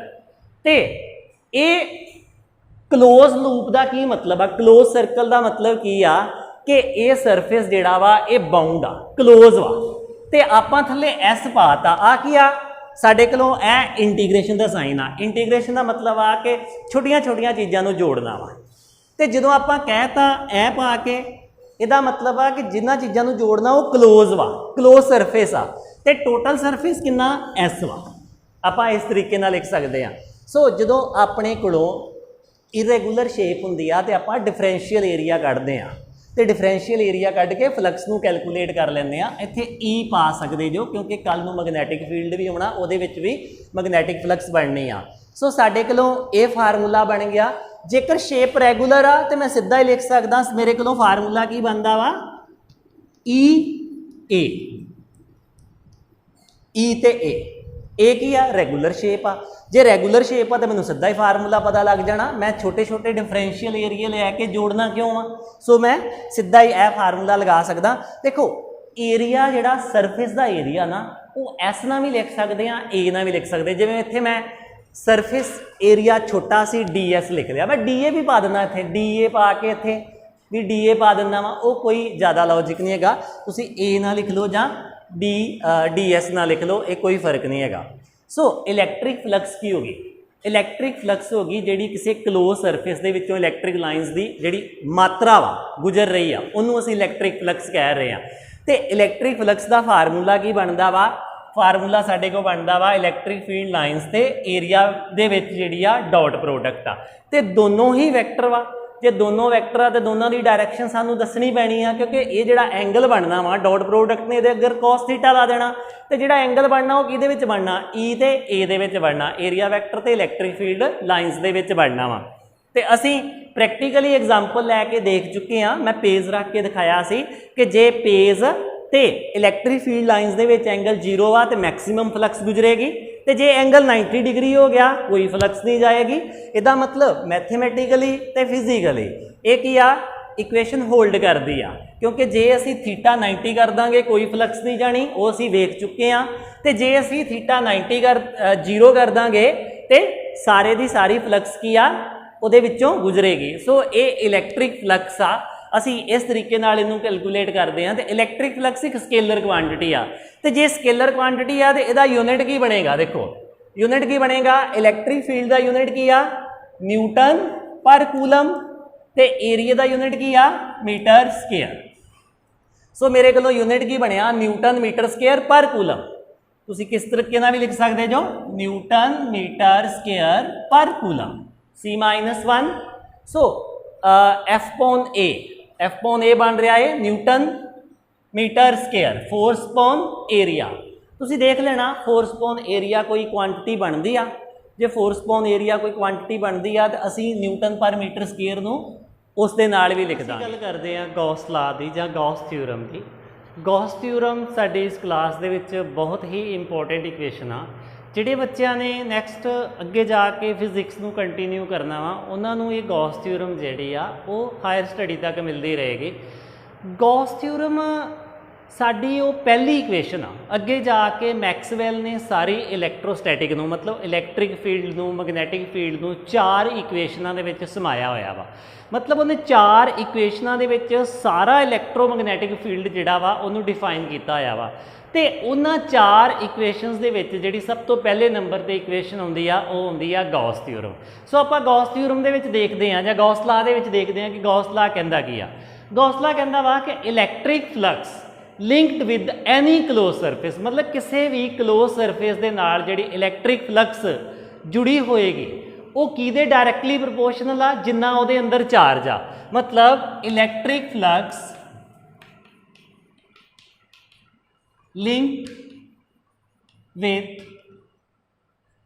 any closed surface is associated with charge enclosed in that surface। ਹੁਣ देखो ਉਹਨੇ ਕਿਹਾ ਵਾ ਕਿ ਮੰਨ ਲਓ ਇਹ ਇੱਕ ਕਲੋਜ਼ ਸਰਫੇਸ ਆ ਤੇ ਇਸ ਕਲੋਜ਼ ਸਰਫੇਸ ਦੇ ਨਾਲ ਜਿੰਨੀ ਵੀ ਇਲੈਕਟ੍ਰਿਕ ਫਲਕਸ ਜੁੜੀ ਆ ਉਹ ਕਿਤੇ ਡਿਪੈਂਡ ਕਰਦੀ ਆ ਜਿੰਨਾ ਇਹਦੇ ਅੰਦਰ ਚਾਰਜ ਪਿਆ ਆ। ਜੇਕਰ ਆਪਾਂ ਕਹਿੰਦੇ ਆ ਕਿ ਇੱਕ ਸਫੀਅਰ ਦੇ ਅੰਦਰ ਇੱਕ ਕਿਊ ਚਾਰਜ ਪਿਆ ਹੋਇਆ ਵਾ ਤੇ ਹੁਣ ਸਫੀਅਰ ਦੇ ਸਾਰੀਆਂ ਬਾਉਂਡਰੀਜ਼ ਤੇ ਮਤਲਬ ਉਸ ਸਫੀਅਰ ਦੀਆਂ ਸਾਰੀਆਂ ਬਾਉਂਡਰੀਜ਼ ਦੇ ਨਾਲ ਇਲੈਕਟ੍ਰਿਕ ਫਲਕਸ ਇਲੈਕਟ੍ਰਿਕ ਲਾਈਨਸ ਜਾ ਕੇ ਟਕਰਾਉਣਗੀਆਂ ਤੇ ਉਹ ਇਲੈਕਟ੍ਰਿਕ ਲਾਈਨਸ ਦੀ ਸਮਰੱਥਾ ਕਿੰਨੀ ਆ, ਕੁਆਂਟੀਟੀ ਕਿੰਨੀ ਆ, ਉਹ ਕਿਤੇ ਡਿਪੈਂਡ ਕਰਦੀ ਆ ਇਹਦੇ ਚਾਰਜ ਤੇ ਜਿੰਨਾ ਉਹਦੇ ਅੰਦਰ ਪਿਆ ਵਾ। ਗੌਸ ਥਿਊਰਮ ਦੇ ਵਿੱਚ ਸਿਰਫ ਕਲੋਜ਼ ਸਰਫੇਸ ਦੀ ਗੱਲ ਕੀਤੀ ਗਈ ਆ ਤੇ ਚਾਰਜ ਕਿਹੜੇ ਦੀ ਗੱਲ ਕੀਤੀ ਗਈ ਆ, ਜਿਹੜਾ ਉਸ ਕਲੋਜ਼ ਸਰਫੇਸ ਦੇ ਅੰਦਰ ਪਿਆ ਆ ਵਾ। ਤੇ ਇਲੈਕਟ੍ਰਿਕ ਫਲਕਸ ਦਾ ਉਹਨੇ ਸਾਨੂੰ ਫਾਰਮੂਲਾ ਦਿੱਤਾ ਕਿ ਇਲੈਕਟ੍ਰਿਕ ਫਲਕਸ ਜਿਹੜੀ ਆ ਉਹ ਡਾਇਰੈਕਟਲੀ ਪ੍ਰਪੋਰਸ਼ਨਲ ਆ ਚਾਰਜ ਇਨਕਲੋਜ਼ਡ दैट ਸਰਫੇਸ। जिस ਸਰਫੇਸ ਦੇ ਨਾਲ ਅਸੀਂ ਇਲੈਕਟ੍ਰਿਕ ਫਲਕਸ ਦੀ ਗੱਲ ਕਰਦੇ ਪਏ ਆ ਤੇ ਉਹਨੇ ਇਹਨੂੰ ਸੋਲਵ ਕਰਕੇ ਕਿਹਾ ਕਿ ਇਹ ਕਿਹਦੇ ਬਰਾਬਰ ਆ, Q/1/ε0। ਆਪਾਂ ਇਹਨੂੰ ਇਦਾਂ ਵੀ ਕਹਿ ਸਕਦੇ ਆ Gauss theorem states that electric flux associated with any surface is 1/ε time. मतलब 1/ε टाइम ਤੇ ਪ੍ਰੋਡਕਟ ਕਿਹਦੇ ਨਾਲ ਕਰਨੀ ਆ, ਚਾਰਜ ਨਾਲ, ਜਿੰਨਾ ਉਹਦੇ ਅੰਦਰ ਚਾਰਜ ਪਿਆ ਹੋਇਆ ਵਾ। ਸੋ ਸਾਡੇ ਕੋਲੋਂ ਪੂਰੀ ਡੈਫੀਨੇਸ਼ਨ ਕੀ ਬਣੀ, electric flux of any close surface is equal to the 1/ε time charge enclosed in the surface, ਜਿਹੜਾ ਉਹ ਸਰਫੇਸ ਦੇ ਅੰਦਰ ਚਾਰਜ ਪਿਆ ਹੋਇਆ ਵਾ। ਮੈਂ ਇੱਥੇ ਲਿਖਿਆ 1/ε ਟਾਈਮ Q, ਇਕੁਏਸ਼ਨ ਤੇ ਇਹੀ ਬਣੇਗੀ Q/ε0। ਹੁਣ ਦੇਖੋ ਅਸੀਂ ਪਹਿਲਾਂ ਜਿਹੜੀ ਇਲੈਕਟ੍ਰਿਕ ਫਲਕਸ ਦੀ ਇਕੁਏਸ਼ਨ ਪੜ੍ਹ ਚੁੱਕੇ ਆ, ਉਹਦੇ ਵਿੱਚ ਆਪਾਂ ਕੀ ਪੜ੍ਹਿਆ ਵਾ, ਆਪਾਂ ਇਕੁਏਸ਼ਨ ਪੜ੍ਹੀ ਆ E ਵੈਕਟਰ A ਵੈਕਟਰ। ਤੇ ਜੇ ਆਪਾਂ ਡਿਫਰੈਂਸ਼ੀਅਲ ਦੀ ਗੱਲ ਕਰੀਏ ਤੇ ਆਪਾਂ ਇਸ ਤਰੀਕੇ ਨਾਲ ਪੜ੍ਹੀ ਆ E ਤੇ DS, ਇਹ ਵਾਲੀ ਪੜ੍ਹੀ ਆ। ਪਰ ਗੌਸ ਨੇ ਕੀ ਕੀਤਾ, ਫਲਕਸ ਦੇ ਵਿੱਚੋਂ ਇਲੈਕਟ੍ਰਿਕ ਫੀਲਡ ਸ਼ਬਦ ਹੀ ਗਾਇਬ ਕਰਤਾ। ਇੱਥੇ ਕੀ ਕਹਿ ਰਿਹਾ ਵਾ, ਫਲਕਸ E ਤੇ ਡਿਪੈਂਡ ਕਰਦੀ ਪਈ ਆ ਤੇ ਇੱਥੇ ਕਹਿੰਦਾ ਵਾ ਕਿ ਫਲਕਸ ਕਿਤੇ ਡਿਪੈਂਡ ਵਾ, Q ਤੇ ਡਿਪੈਂਡ ਕਰਦੀ ਪਈ ਆ। ਹੁਣ ਦੇਖੋ ਦੋਨੋਂ ਗੱਲਾਂ ਇੱਕੋ ਹੀ ਆ। ਸਾਨੂੰ ਪਤਾ ਵਾ ਕਿ ਜੇਕਰ ਮੈਂ ਇਸ ਇਕੁਏਸ਼ਨ ਨੂੰ ਤੇ ਇਸ ਇਕੁਏਸ਼ਨ ਨੂੰ ਇਕੱਠਾ ਕਰਕੇ ਲਿਖਦਾ ਤੇ ਇੱਥੋਂ ਕੀ ਨਿਕਲ ਕੇ ਆਉਣਾ ਵਾ, ਇਕੁਏਸ਼ਨ ਕੀ ਬਣਨੀ ਆ, ਫਲਕਸ ਗੌਸ ਥਿਊਰਮ ਚ ਕਿਹਾ Q/ε0 ਤੇ ਪਹਿਲਾਂ ਕੀ ਕਿਹਾ EdS, ਇਹ ਵਾਲੀ ਇਕੁਏਸ਼ਨ ਬਣਦੀ ਆ। ਮੇਰੇ ਕਹਿਣ ਦਾ ਮਤਲਬ ਆ ਕਿ ਫਲਕਸ ਦੀ ਕੈਲਕੂਲੇਸ਼ਨ ਇਲੈਕਟ੍ਰਿਕ ਫੀਲਡ ਤੋਂ ਬਿਨਾਂ ਵੀ ਹੋ ਸਕਦੀ ਆ। ਗੌਸ ਥਿਊਰਮ ਦੇ ਵਿੱਚ ਇਹ ਗੱਲ ਕਹੀ ਗਈ ਆ ਕਿਉਂਕਿ ਪਹਿਲਾਂ ਅਸੀਂ ਪੜ੍ਹਿਆ ਸੀ ਗੌਸ ਥਿਊਰਮ, ਪਹਿਲਾਂ ਅਸੀਂ ਪੜ੍ਹਿਆ ਸੀ ਕਿ ਇਲੈਕਟ੍ਰਿਕ ਫਲਕਸ ਜਿਹੜੀ ਆ ਉਹ ਇਲੈਕਟ੍ਰਿਕ ਫੀਲਡ ਦੇ ਜ਼ਰੀਏ ਹੀ ਕੈਲਕੂਲੇਟ ਹੋਣੀ ਆ। ਪਰ ਹੁਣ ਅਸੀਂ ਪੜ੍ਹ ਲਿਆ ਕਿ ਫਲਕਸ ਜਿਹੜੀ ਆ ਉਹ ਚਾਰਜ ਤੋਂ ਵੀ ਕੈਲਕੂਲੇਟ ਹੋ ਜਾਏਗੀ। ਵੈਸੇ ਸਾਨੂੰ ਇਹ ਗੱਲ ਤੇ ਪਤਾ ਹੀ ਆ ਕਿ ਜੇਕਰ Q ਹੈ ਤੇ ਫਿਰ ਹੀ ਇਲੈਕਟ੍ਰਿਕ ਫੀਲਡ ਆ ਤੇ ਜੇ ਇਲੈਕਟ੍ਰਿਕ ਫੀਲਡ ਆ ਤੇ ਫਿਰ ਹੀ ਅਸੀਂ ਫਲਕਸ ਦੀ ਗੱਲ ਕਰਾਂਗੇ ਨਾ। ਸੋ ਇਹ ਜਿਹੜੀਆਂ ਇਕੁਏਸ਼ਨਸ ਆ ਇਹ ਆਪਸ ਦੇ ਵਿੱਚ ਜੁੜੀਆਂ ਹੋਈਆਂ ਵਾ ਤੇ ਇੱਥੇ ਗੌਸ ਨੇ ਸਾਨੂੰ ਇਹ ਚੀਜ਼ ਸਮਝਾਈ ਆ ਕਿ electric flux associated with any close surface, ਕਿਸੇ ਵੀ ਕਲੋਜ਼ ਸਰਫੇਸ ਦੇ ਨਾਲ ਜੁੜੀ ਹੋਈ ਜਿਹੜੀ ਇਲੈਕਟ੍ਰਿਕ ਫਲਕਸ ਆ वो किद्दां कैलकुलेट करनी आ 1 over epsilon time. Epsilon time की आ अपसाइलन 0 ਜਾਂ अपसाइलन नॉट की चीज़ आ ਇਹ ਕੀ ਆ ਇਹ ਮੀਡੀਅਮ ਦਾ ਕੌਂਸਟੈਂਟ ਆ ਉਹ ਚਾਰਜ ਕਿਸ ਮੀਡੀਅਮ ਦੇ ਵਿੱਚ ਪਿਆ ਹੋਇਆ ਵਾ ਇਹਨੂੰ ਆਪਾਂ ਕੀ ਬੋਲਦੇ ਆ ਪਰਮਿਟਿਵਿਟੀ ਆਫ ਮੀਡੀਅਮ ਬੋਲਦੇ ਆ ਪਰਮਿਟਿਵਿਟੀ ਆਫ ਮੀਡੀਅਮ ਕੌਂਸਟੈਂਟ ਆ ਇੱਕ ਮੀਡੀਅਮ ਦਾ ਤੇ ਜੇਕਰ ਚਾਰਜ ਵੈਕਿਊਮ ਦੇ ਵਿੱਚ ਪਿਆ ਹੋਇਆ ਵਾ ਤੇ ਫਿਰ ਅਸੀਂ ਐਪਸਾਈਲਨ ਨੋਟ ਲੈਂਦੇ ਆ ਤੇ ਜੇ ਚਾਰਜ ਕਿਸੇ ਹੋਰ ਮੀਡੀਅਮ 'ਚ ਪਿਆ ਵਾ ਤੇ ਆਪਾਂ ਐਪਸਾਈਲਨ ਨੋਟ ਨਹੀਂ ਲੈਂਦੇ ਆਪਾਂ ਰਿਲੇਟਿਵ ਪਰਮਿਟਿਵਿਟੀ ਤੋਂ ਵੀ ਕੱਢ ਸਕਦੇ ਆ ਤੇ ਡਾਇਰੈਕਟਲੀ ਆਪਾਂ E ਦੇ ਪੈਰ 'ਚ M ਪਾ ਦਿੰਦੇ ਆ ਐਪਸਾਈਲਨ ਦੇ ਪੈਰ 'ਚ M ਪਾ ਦਿੰਦੇ ਆ ਸੋ ਦੈਟ ਕਿ ਜਿਹੜਾ ਵੀ ਮੀਡੀਅਮ ਹੋਏਗਾ ਉਹਦਾ ਪਰਮਿਟਿਵਿਟੀ ਕੌਂਸਟੈਂਟ ਅਸੀਂ ਲੈ ਲਾਂਗੇ। ਸੋ ਸਾਡੇ ਕੋਲੋਂ ਗੌਸ ਥਿਊਰਮ ਦੇ ਵਿੱਚ ਇਹ ਵਾਲੀ ਇਕੁਏਸ਼ਨ ਆ ਗਈ। ਹੁਣ ਆਪਾਂ ਇਹਨੂੰ ਪ੍ਰੂਵ ਕਰਦੇ ਆ ਕਿ ਗੌਸ ਨੇ ਇਸ ਨੂੰ ਪ੍ਰੂਵ ਕਿਵੇਂ ਕੀਤਾ। ਆਪਾਂ ਗੌਸ ਥਿਊਰਮ ਦਾ ਪ੍ਰੂਫ ਦੇਖਦੇ ਆ। ਗੌਸ ਥਿਊਰਮ ਦੇ ਜ਼ਰੀਏ ਅਸੀਂ ਇਲੈਕਟ੍ਰਿਕ ਫੀਲਡ ਪਤਾ ਕਰ ਸਕਦੇ ਆ। ਪਹਿਲਾਂ ਅਸੀਂ ਇਲੈਕਟ੍ਰਿਕ ਫੀਲਡ ਕਿੱਦਾਂ ਪਤਾ ਕਰਦੇ ਸੀ ਕੂਲਮ ਲਾ ਦੇ ਜ਼ਰੀਏ ਕਿਉਂਕਿ ਕੂਲਮ ਲਾ ਦੇ ਜ਼ਰੀਏ ਅਸੀਂ ਫੋਰਸ ਕੱਢ ਲੈਂਦੇ ਸੀ ਤੇ ਸਾਨੂੰ ਪਤਾ ਸੀ ਕਿ ਇਲੈਕਟ੍ਰਿਕ ਫੀਲਡ ਕੀ ਆ ਫੋਰਸ ਪਰ ਯੂਨਿਟ ਚਾਰਜ E ਕੀ ਆ F/Q ਮਤਲਬ ਜੇ ਤੁਹਾਨੂੰ ਫੋਰਸ ਪਤਾ ਲੱਗ ਗਈ ਤਾਂ ਤੁਸੀਂ E ਪਤਾ ਕਰ ਲਓਗੇ ਇਲੈਕਟ੍ਰਿਕ ਫੀਲਡ ਪਤਾ ਕਰ ਲਓਗੇ। ਪਰ ਹੁਣ ਅਸੀਂ ਗੌਸ ਥਿਊਰਮ ਦੇ ਜ਼ਰੀਏ ਵੀ ਇਲੈਕਟ੍ਰਿਕ ਫੀਲਡ ਪਤਾ ਕਰ ਸਕਦੇ ਹਾਂ ਪਰ ਉਸ ਤੋਂ ਪਹਿਲਾਂ ਅਸੀਂ ਕੀ ਕਰਦੇ ਹਾਂ ਗੌਸ ਥਿਊਰਮ ਦਾ ਪ੍ਰੂਫ ਦੇਖ ਲੈਂਦੇ ਹਾਂ। ਅਸੀਂ ਕੀ ਕਹਿੰਦੇ ਹਾਂ ਕਿ ਮੰਨ ਲਓ ਇਹ ਇੱਕ ਪੋਜ਼ਿਟਿਵ ਚਾਰਜ ਵਾ ਆਈਸੋਲੇਟਡ ਪੋਜ਼ਿਟਿਵ ਚਾਰਜ ਵਾ ਤੇ ਇਹਨੇ ਆਲੇ ਦੁਆਲੇ ਕੀ ਆ ਇਹਦੇ ਆਲੇ ਦੁਆਲੇ ਇੱਕ ਸਰਫੇਸ ਆ ਅਸੀਂ ਇੱਕ ਸਰਫੇਸ ਬਣਾ ਲੈਂਦੇ ਆ ਇਹਦੇ ਆਲੇ ਦੁਆਲੇ ਇੱਕ ਸਫੀਅਰ ਬਣਾ ਲੈਂਦੇ ਆ। ਇਹ ਸਿਚੁਏਸ਼ਨ ਮੰਨ ਲਓ ਕਿ ਮੰਨ ਲਓ ਇੱਕ ਵੱਡੀ ਸਾਰੀ ਬੋਲ ਦੇ ਅੰਦਰ ਅਸੀਂ ਸੈਂਟਰ ਤੇ ਚਾਰਜ ਰੱਖਿਆ ਹੋਇਆ ਵਾ ਤੇ ਉਸ ਬੋਲ ਦੀਆਂ ਦੀਵਾਰਸ ਦੇ ਨਾਲ ਕਿੰਨੀ ਫਲਕਸ ਕਿੰਨਾ ਇਲੈਕਟ੍ਰਿਕ ਫੀਲਡ ਜਿਹੜਾ ਵਾ ਜੁੜੇਗਾ ਉਹ ਪ੍ਰੂਵ ਅਸੀਂ ਗੌਸ ਥਿਊਰਮ ਦੇ ਜ਼ਰੀਏ ਕਰਨਾ ਵਾ। ਅਸੀਂ ਕਹਿੰਦੇ ਆ ਕਿ ਮੰਨ ਲਓ ਇਹਦਾ ਰੇਡੀਅਸ ਕਿੰਨਾ ਵਾ r ਵਾ ਤੇ ਇੱਥੇ ਚਾਰਜ ਕਿੰਨਾ ਵਾ q ਆ ਤੇ ਅਸੀਂ ਪਹਿਲਾਂ ਕੀ ਕਰਦੇ ਆ ਕਿ ਇਹ ਜਿਹੜਾ ਸਫੀਅਰ ਬਣਾਇਆ ਹੋਇਆ ਵਾ ਨਾ ਇਹਦੇ ਵਿੱਚ ਇੱਕ ਛੋਟਾ ਜਿਹਾ ਡਿਫਰੈਂਸ਼ੀਅਲ ਏਰੀਆ ਲੈ ਲੈਂਦੇ ਆ ਤੇ ਇਸ ਡਿਫਰੈਂਸ਼ੀਅਲ ਏਰੀਆ ਨੂੰ ਅਸੀਂ ਕੀ ਕਹਿੰਦੇ ਆ ds ਕਹਿ ਦਿੰਦੇ ਆ ਤੇ ਇਹਦਾ ਏਰੀਆ ਵੈਕਟਰ ਕਿੱਧਰ ਬਣੇਗਾ ਏਰੀਆ ਵੈਕਟਰ ਬਣੇਗਾ ਬਾਹਰ ਨੂੰ। ਇੱਥੇ ਇਲੈਕਟ੍ਰਿਕ ਫੀਲਡ ਦੀ ਡਾਇਰੈਕਸ਼ਨ ਵੀ ਇੱਧਰ ਨੂੰ ਹੀ ਆ ਤੇ ds ਦੀ ਡਾਇਰੈਕਸ਼ਨ ਵੀ ਇੱਧਰ ਨੂੰ ਹੀ ਆ। ਇਹ ਦੇਖੋ ਕਿਵੇਂ ਮੰਨ ਲਓ ਇੱਕ ਵੱਡੀ ਸਾਰੀ ਬੋਲ ਦੇ ਅੰਦਰ ਬੈਠੇ ਜੋ ਤੇ ਬੋਲ ਦੇ ਸੈਂਟਰ 'ਚ ਖਲੋਤੇ ਜੋ ਤੁਸੀਂ ਇਹ ਇਲੈਕਟ੍ਰਿਕ ਫੀਲਡ ਲਾਈਨ ਜਾ ਰਿਹਾ ਵਾ ਉਹ ਸਾਹਮਣੇ ਕੀ ਆ ਉਹ ਬੋਲ ਦਾ ਛੋਟਾ ਜਿਹਾ ਏਰੀਆ ਲਿਆ ਇਲੈਕਟ੍ਰਿਕ ਫੀਲਡ ਲਾਈਨ ਕਿੱਦਾਂ ਨਿਕਲਣੀ ਆ ਸਿੱਧਾ ਰੇਡੀਅਲੀ ਬਾਹਰ ਨੂੰ ਨਿਕਲਣੀ ਆ ਤੇ ਉਹ ਜਿਹੜਾ ਏਰੀਆ ਤੁਸੀਂ ਲਿਆ ਆ ਉਹਦੇ ਉੱਪਰ ਉਸ ਬੋਲ ਦੇ ਉੱਪਰ ਉਹਦਾ ਏਰੀਆ ਵੈਕਟਰ ਵੀ ਕਿੱਧਰ ਨੂੰ ਬਣਨਾ ਵਾ ਉਹਦਾ ਏਰੀਆ ਵੈਕਟਰ ਵੀ ਬਾਹਰ ਨੂੰ ਬਣਨਾ ਵਾ। ਇਹਦਾ ਮਤਲਬ ਇਸ ਕੇਸ ਦੇ ਵਿੱਚ E ਤੇ ds ਦੇ ਵਿੱਚ ਐਂਗਲ ਕਿੰਨਾ ਬਣਨਾ ਵਾ 0 ਬਣਨਾ ਵਾ। ਆਪਾਂ ਪਹਿਲਾਂ ਕੀ ਕਰਦੇ ਆ ਇਸ ਚਾਰਜ ਦਾ ਇਸ r ਦੂਰੀ ਦੇ ਉੱਪਰ ਕਿੰਨਾ ਇਲੈਕਟ੍ਰਿਕ ਫੀਲਡ ਬਣਦਾ ਵਾ ਆਪਾਂ ਉਹ ਪਤਾ ਕਰ ਲੈਂਦੇ ਆ ਕਿੰਨਾ ਬਣਦਾ ਵਾ ਸਾਨੂੰ ਕੂਲਮਸ ਲਾ ਤੋਂ ਹੀ ਪਤਾ ਵਾ ਪਲੱਸ q ਚਾਰਜ ਆ r ਸਕੁਅਰ ਦੂਰ ਤੇ ਜੇਕਰ ਅਸੀਂ ਇਹਨੂੰ ਡਾਇਰੈਕਸ਼ਨ ਦੇ ਵਿੱਚ ਦੇਣਾ ਵਾ ਤੇ ਫਿਰ ਆਪਾਂ r ਵੈਕਟਰ ਪਾਵਾਂਗੇ ਤੇ ਇੱਥੇ ਕੀ ਲਵਾਂਗੇ r ਕੈਪ ਪਾ ਲਾਂਗੇ। r ਕੈਪ ਕੀ ਆ ਇਹਦੀ ਡਾਇਰੈਕਸ਼ਨ ਇਲੈਕਟ੍ਰਿਕ ਫੀਲਡ ਦੀ ਡਾਇਰੈਕਸ਼ਨ ਕਿਉਂਕਿ ਜੇਕਰ ਰੇਡੀਅਸ ਇੱਥੋਂ ਸਟਾਰਟ ਹੋਏਗਾ ਤੇ ਰੇਡੀਅਸ ਦੀ ਡਾਇਰੈਕਸ਼ਨ ਕਿੱਧਰ ਨੂੰ ਹੋਏਗੀ ਬਾਹਰ ਨੂੰ ਹੋਏਗੀ ਤੇ ਇਸੇ ਡਾਇਰੈਕਸ਼ਨ ਦੇ ਵਿੱਚ ਇਲੈਕਟ੍ਰਿਕ ਫੀਲਡ ਹੋਏਗਾ ਕਿਉਂਕਿ ਇਲੈਕਟ੍ਰਿਕ ਫੀਲਡ ਕਿੱਥੋਂ ਸਟਾਰਟ ਹੋਇਆ ਇੱਥੋਂ ਸਟਾਰਟ ਹੋਇਆ ਇਲੈਕਟ੍ਰਿਕ ਫੀਲਡ ਲਾਈਨ ਰੇਡੀਅਲੀ ਬਾਹਰ ਨਿਕਲੀ ਰੇਡੀਅਸ ਦੀ ਡਾਇਰੈਕਸ਼ਨ 'ਚ ਹੀ ਬਾਹਰ ਨਿਕਲੀ ਨਾ ਰੇਡੀਅਲੀ ਬਾਹਰ ਨਿਕਲੀ ਤੇ ਆਪਾਂ ਇਲੈਕਟ੍ਰਿਕ ਫੀਲਡ ਦੀ ਡਾਇਰੈਕਸ਼ਨ ਨੂੰ r ਕੈਪ ਦੇ ਨਾਲ ਰਿਪਰੈਜ਼ੈਂਟ ਕਰ ਦਿੰਦੇ। ਤੁਸੀਂ ਇੱਥੇ ਭਾਵੇਂ ਇਹਨੂੰ ਨਾਮ ਹੀ ਵੈਕਟਰ ਪਾਓ ਕਿਉਂਕਿ ਇੱਥੇ ਕੈਪ ਪਾ ਦਿੱਤਾ। ਸੋ ਆਪਾਂ ਪਹਿਲੇ ਸਟੈਪ ਤੇ ਕੀ ਕਰਨਾ ਵਾ ਪਹਿਲੇ ਸਟੈਪ ਤੇ ਆਪਾਂ ਲਿਖਣਾ ਵਾ कि consider a isolated charge is placed in a free space लिख लो and r is the radius of close surface किसी क्लोज सरफेस का रेडियस कितना वा r and we have take a small differential surface ds where we want to find the electric flux जिहदे विचों असीं electric flux calculate करने आ। असीं पहले स्टैप ते इत्थे इलैक्ट्रिक फील्ड पता कर लिया कि इत्थे इलैक्ट्रिक फील्ड कितना वा इन्ना इलैक्ट्रिक फील्ड बनता वा इधर वैक्टर पाया वा मैं तां करके इधर आर कैप पाती आ। मैं फिर ये गल कह रहा वा कि जदों क्लोज सरफेस होएगा मान लो ये एक की आ 3 डिमेंशन च स्फीयर आ इस तरीके नाल की आ ये स्फीयर आ इत्थे एक चार्ज पिया आ चार्ज तो इलैक्ट्रिक फील्ड लाइन इदां निकली ते इहदे उपर छोटा जिहा सरफेस एरिया वा इस तरीके नाल ते वो सरफेस एरिए तो वैक्टर जिहड़ा एरिया वैक्टर वो भी बाहर नूं वो भी इधर नूं जा रहा इलैक्ट्रिक फील्ड लाइन भी इधर नूं जा रही आ ते ये जिहड़ा मैं जिवें हत्थ ते बनाया आया वा कर्व दे उपर ਇਹਦਾ ਏਰੀਆ ਵੈਕਟਰ ਇਹ ਵੀ ਬਾਹਰ ਨੂੰ ਜਾ ਰਿਹਾ ਵਾ ਦੋਨੋਂ ਬਾਹਰ ਨੂੰ ਜਾ ਰਹੇ ਆ ये केस मैं कह रहा वा तो पहला स्टैप मेरा सॉल्व हो गया। ई ते डी एस दे विच एंगल की आ 0 एंगल बनता पिया वा, दोनों सेम डायरैक्शन जा। 2 नंबर ते मैं की करदा वा, 2 नंबर ते मैं फ्लक्स कैलकुलेट कर लेना इस सरफेस दे विचों कितनी फ्लक्स जा रही आ।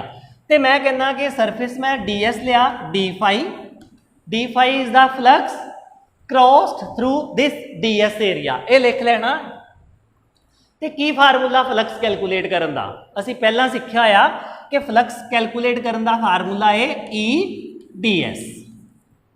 हुण ई ते डी एस दे विच एंगल की आ 0 आ, असीं लिख दिंदे आ ई डी एस cos 0, सानू पता cos 0 कितना हुंदा 1, सो डी फाई बोल दिंदे इनू, ये की बनिया ई डी एस। ये वाली चीज़ आ गई। असी की पता करना वा, असी पूरे दे नाल जिन्नी फ्लक्स जुड़ी हुई आ वो पता करनी आ। तो आपां की करदे आ, इंटीग्रेट कर दिंदे आ डी फाई नू 3 नंबर स्टैप दे विच टोटल फ्लक्स कैलकुलेट करनी डी फाई। तो ये की आया, इधर भी इंटीग्रेशन हो जाएगी ई ते डी एस, इस तरीके नाल लिख लांगे पूरे सरफेस वास्ते, इस वास्ते इत्थे पा दांगे, ठीक आ। हुण इलैक्ट्रिक फील्ड जिहड़ा वा वो पूरे सरफेस ते कॉन्सटेंट आ। क्यों सरफेस ते कॉन्सटेंट आ? क्योंकि जिहड़ा सरफेस आ वो इहदे तो सेम दूरी ते आ।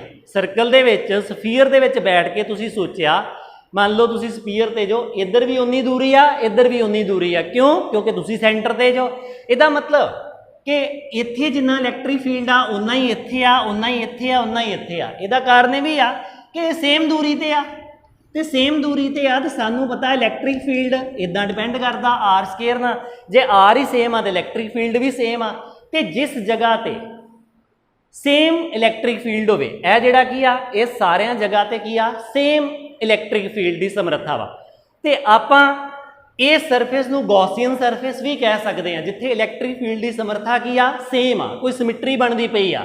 इत्थे सिमिट्री की बनती पई आ कि ये पूरे सरफेस ते इलैक्ट्रिक फील्ड की जिहड़ी आ स्ट्रेंथ वा वो सेम आ।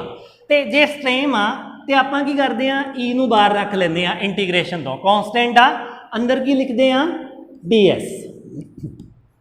हुण डी एस इहदा की मतलब आ? इहदा मतलब आ कि इस सफीयर ते इस तरीके दे जिहड़े आ, जिवें मैं हत्थ ते बनाया, जिन्ने भी छोटे छोटे डी एस आ वो सारे की करो, उन्हां दा एरिया दा जोड़ कर दो। तो सानू पता वा कि सफीयर दा सरफेस एरिया कितना हुंदा 4 पाई आर स्केयर। ये किहदे बराबर हुंदा? 4 पाई आर स्केयर दे बराबर हुंदा सफीयर दा सरफेस एरिया। इहदा मतलब की आ, इंटीग्रेशन पैर दे विच एस पाया होया, मतलब ये जिहड़ा डिफरेंशियल एरिया जिहदा भी पार्ट आ ना, वो सारे दा एरिया दसो हुण। ते आपां सीधा यह चीज़ लिख लेनी आ, D S integration close surface वास्ते सानू पता 4 पाई आर स्केयर हुंदी आ। ते मेरे कोलों की बनया, ये बन गया E is equal to 4 pi are square. मेरे कोलों फ्लक्स की आ गई, फ्लक्स आ गई pi is equal to E 4 pi are square. पर मेरे को E का फार्मूला उपर बनया होया वा, E कितनी आ मैगनीट्यूड दे विच मैं लिख सकदा E हैगी आ 1/4 pi epsilon 0 Q upon R square. मैं इत्थे E की वैल्यू भर देना उपरों, pi is equal to 1/4 pi epsilon 0 Q upon R square. छोटा Q लिया, इत्थे छोटा Q ले लो क्योंकि आप छोटा Q चार्ज बनने इत्थे, Q अपॉन आर स्केयर। तो हुण E की वैल्यू लिख ली मैं इत्थे, अगे की लिखना 4 pi are square, 4 pi are square. देखो 4 पाई ना 4 पाई कटिया गया, आर स्केयर ना आर स्केयर कटिया गया, की रह गया Q अपॉन एप्सिलॉन 0 रह गया। तो इलैक्ट्रिक फ्लक्स जिहड़ी आ Q अपॉन एप्सिलॉन 0 यही चीज़ ते गॉस ने सानू दसी सी, ते असीं इहदा की कर लिया, प्रूव कर लिया। गॉस थ्योरम सानू इलैक्ट्रिक फ्लक्स नू कैलकुलेट करना सिखाउंदी आ, ते गॉस थ्योरम नू यूज़ करके असीं इलैक्ट्रिक फील्ड भी पता कर सकते हैं। असीं इत्थे पहला गॉस थ्योरम सीखी आ कि गॉस थ्योरम की करदी आ, ये दसदी आ कि किसी क्लोज सरफेस दे नाल कितनी इलैक्ट्रिक फ्लक्स एसोसीएटेड होएगी। उन्हें नवा फार्मूला दिता, उन्हें सानू पहला फार्मूला नहीं दिता, उन्हें सानू नवा फार्मूला दिता कि फ्लक्स जिहड़ी आ Q अपॉन एप्सिलॉन 0 आ। ते आपां उहनूं प्रूव कर लिया। प्रूव किद्दां कीता? आपां एक सिंपल चार्ज लिया ते उहदे आले दुआले एक क्लोज सरफेस बना लिया। ਉਹ ਕਲੋਜ਼ ਸਰਫੇਸ ਆਪਾਂ ਸਫੀਅਰ ਬਣਾਇਆ ਮੰਨ ਲਓ, ਤੇ ਸਫੀਅਰ ਦੇ ਨਾਲ ਜਾ ਕੇ ਜਿੰਨੀ ਫਲਕਸ ਟਕਰਾਏਗੀ ਉਹ ਕੀ ਆ ਅਸੀਂ ਕੈਲਕੂਲੇਟ ਕਰਨੀ ਆ। ਅਸੀਂ ਪਹਿਲਾਂ ਸਫੀਅਰ ਦੇ ਉੱਪਰ ਛੋਟਾ ਜਿਹਾ ਪਾਰਟ ਲਿਆ। ਸਫੀਅਰ ਦੇ ਉੱਪਰ ਛੋਟਾ ਜਿਹਾ ਪਾਰਟ ਮਤਲਬ ਤੁਸੀਂ ਫੁੱਟਬਾਲ ਦੇਖਿਆ ਹੋਏਗਾ। ਫੁੱਟਬਾਲ ਦੇ ਉੱਪਰ ਕੀ ਹੁੰਦੀਆਂ ਵਾ, ਛੋਟੀਆਂ ਛੋਟੀਆਂ ਗੁੱਟੀਆਂ ਲੱਗੀਆਂ ਹੁੰਦੀਆਂ ਵਾ। ਉਹਦੇ ਚੋਂ ਮੰਨ ਲਓ ਇੱਕ ਗੁੱਟੀ ਕੀ ਆ, ਉਹ ਸਾਡਾ ਡਿਫਰੈਂਸ਼ੀਅਲ ਏਰੀਆ ਵਾ। ਤੇ ਹੁਣ ਉਸ ਫੁੱਟਬਾਲ ਦੇ ਸੈਂਟਰ 'ਚ ਚਾਰਜ ਪਿਆ ਹੋਏਗਾ ਤੇ ਉਸ ਇੱਕ ਗੁੱਟੀ ਚੋਂ, ਫੁੱਟਬਾਲ ਦੀ ਇੱਕ ਗੁੱਟੀ ਦੇ ਵਿੱਚੋਂ ਜਿੰਨਾ ਚਾਰਜ ਇਲੈਕਟ੍ਰਿਕ ਲਾਈਨਸ ਬਾਹਰ ਆਉਣਗੀਆਂ ਉਹ ਅਸੀਂ ਫਲਕਸ ਕੈਲਕੂਲੇਟ ਕਰ ਲਈ ਉਹਦੇ ਹਿਸਾਬ ਨਾਲ। ਤੇ ਫਿਰ ਅਸੀਂ ਕੀ ਕਰਨਾ ਵਾ, ਸਾਰੀਆਂ ਗੁੱਟੀਆਂ ਜਿਹੜੀਆਂ ਫੁੱਟਬਾਲ ਦੀਆਂ ਵਾ ਉਹਨਾਂ ਦੇ ਵਿੱਚੋਂ ਕਿੰਨੀ ਫਲਕਸ ਬਾਹਰ ਨਿਕਲ ਰਹੀ ਆ, ਕਿਉਂਕਿ ਸੈਂਟਰ 'ਚ ਚਾਰਜ ਪਿਆ, ਸਾਰੇ ਪਾਸੇ ਇਲੈਕਟ੍ਰਿਕ ਫੀਲਡ ਲਾਈਨਸ ਬਾਹਰ ਨਿਕਲਣੀਆਂ ਵਾ। ਉਹ ਕੈਲਕੂਲੇਟ ਕਰਨ ਲਈ ਆਪਾਂ ਕੀ ਕੀਤਾ, ਟੋਟਲ ਫਲਕਸ ਤੇ ਡਿਫਰੈਂਸ਼ੀਅਲ ਫਲਕਸ ਨੂੰ ਇੰਟੀਗ੍ਰੇਟ ਕਰਤਾ ਤੇ ਇਸ ਏਰੀਏ ਨੂੰ ਵੀ ਇੰਟੀਗ੍ਰੇਟ ਕਰ ਲਿਆ। ਇਸ ਏਰੀਏ ਨੂੰ ਇੰਟੀਗ੍ਰੇਟ ਕਰਨ ਦਾ ਮਤਲਬ ਇਹ ਆ ਕਿ ਜਿੰਨੇ ਵੀ ਛੋਟੇ ਛੋਟੇ ਏਰੀਏ ਨਾ ਸਾਰਿਆਂ ਦਾ ਜੋੜ ਕਰਕੇ ਲਿਖੋ। ਜਾਂ ਤੇ ਅਸੀਂ ਉਸ ਫੁੱਟਬਾਲ ਦੀ ਉਸ ਗੁੱਟੀ ਨੂੰ ਇੱਕ ਏਰੀਏ ਨੂੰ ਕਹਿੰਦੇ DS1 ਤੇ ਦੂਜੀ ਨੂੰ ਕਹਿ ਦਿੰਦੇ DS2 DS3 DS4 DS5 ਜਿੰਨੀਆਂ ਵੀ ਹੁੰਦੀਆਂ, ਤੇ ਸਾਰੀਆਂ ਦਾ ਏਰੀਆ ਕੈਲਕੂਲੇਟ ਕਰ ਲੈਂਦੇ। ਤੇ ਜਾਂ ਅਸੀਂ ਕੀ ਕਰਦੇ ਆ, ਇੰਟੀਗ੍ਰੇਸ਼ਨ ਦੀ ਮਦਦ ਲੈਂਦੇ ਆ ਕਿ ਇੱਕ ਦਾ ਕੈਲਕੂਲੇਟ ਕਰ ਲਿਆ ਵਾ, ਇੰਟੀਗ੍ਰੇਟ ਕਰਦੇ ਤੇ ਇੰਟੀਗ੍ਰੇਟ ਇੱਕ ਆਪਰੇਟਰ ਵਾ ਜਿਹਨੇ ਸਾਨੂੰ ਡਾਇਰੈਕਟਲੀ ਰਿਜ਼ਲਟ ਦੇ ਦੇਣਾ ਕਿ ਦੱਸਤਾ ਕਿ 4πr² ਆ। ਅਸੀਂ E ਦੇ ਅੱਗੇ 4πr² ਭਰਤਾ। ਅਸੀਂ ਇਲੈਕਟ੍ਰਿਕ ਫੀਲਡ ਦੇਖਿਆ ਸੀ ਕਿ ਇਸ ਸਰਫੇਸ ਦੇ ਲਾਗੇ ਕਿੰਨਾ ਹੁੰਦਾ ਵਾ, ਤੇ ਅਸੀਂ ਇਲੈਕਟ੍ਰਿਕ ਫੀਲਡ ਦੀ ਇਕੁਏਸ਼ਨ ਭਰਤੀ। ਸਾਡੇ ਕੋਲੋਂ ਫਲਕਸ ਕਿੰਨੀ ਆਈ, Q/ε0। ਸੋ ਸਾਡਾ ਇਹ ਰਿਜ਼ਲਟ ਆ ਇਲੈਕਟ੍ਰਿਕ ਫਲਕਸ ਨੂੰ ਕੈਲਕੂਲੇਟ ਕਰਨ ਦਾ। ਗੌਸ ਥਿਊਰਮ ਬਹੁਤ ਜ਼ਿਆਦਾ ਇੰਪੋਰਟੈਂਟ ਆ। ਮੈਂ ਲਿਖਣ ਵਾਲਾ ਕੰਮ ਥੋੜਾ ਘੱਟ ਕੀਤਾ ਵਾ, ਡਾਇਰੈਕਟਲੀ ਸਮਝਾਉਣ ਵਾਲਾ ਕੀਤਾ ਵਾ। ਤੁਸੀਂ ਇੱਕ ਵਾਰੀ ਇਹਨੂੰ ਬੁੱਕ ਦੇ ਵਿੱਚੋਂ ਦੇਖ ਲੈਣਾ, ਫਿਰ ਇਸ ਲੈਕਚਰ ਵਾਲੀ ਨੌਲੇਜ ਨੂੰ ਕੋਰਿਲੇਟ ਕਰ ਲੈਣਾ, ਤੁਹਾਨੂੰ ਬਿਹਤਰ ਤਰੀਕੇ ਨਾਲ ਸਮਝ ਆ ਜਾਏਗੀ। ਇਸ ਤੋਂ ਬਾਅਦ ਅਸੀਂ ਗੌਸ ਥਿਊਰਮ ਦੀਆਂ ਐਪਲੀਕੇਸ਼ਨਸ ਪੜਾਂਗੇ। ਉਸ ਤੋਂ ਪਹਿਲਾਂ ਤੁਸੀਂ ਥੋੜਾ ਜਿਹਾ ਗੌਸੀਅਨ ਸਰਫੇਸ ਬਾਰੇ ਡਿਟੇਲ 'ਚ ਪੜ੍ਹ ਲੈਣਾ। ਸੋ ਮਿਲਦੇ ਹਾਂ ਨੈਕਸਟ ਕਲਾਸ। ਧੰਨਵਾਦ।